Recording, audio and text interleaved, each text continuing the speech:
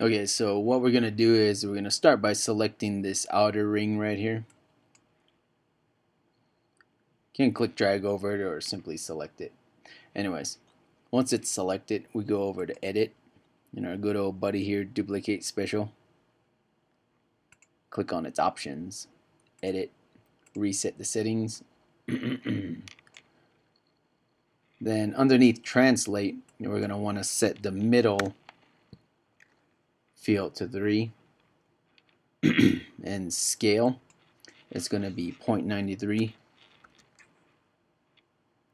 then 1, and then 0.93. The number of copies is going to be set for 4, and then I hit duplicate special. There you go. So you see it copied it 4 times, and as each copy was generated, it gradually scaled it down.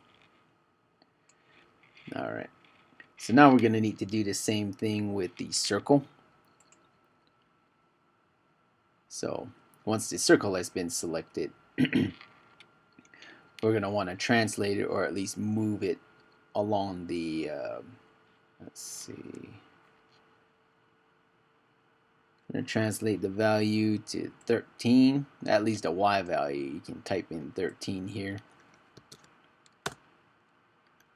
So all we're doing is moving the circle from where it was originally created and moving it up 13 increments along the translate Y-axis point.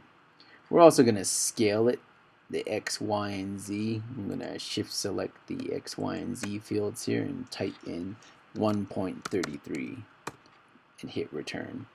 They just want to scale it up just mildly.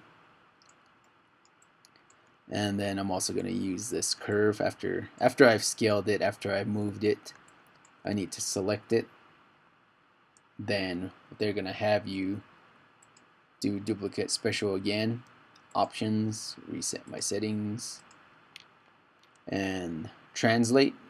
I'm going to select 2 for the center field. For scale is going to be 1.05. I'm going to copy this. Middle field is going to be 1, and the final field is going to be 1.05. And the number of copies you're going to need is 3.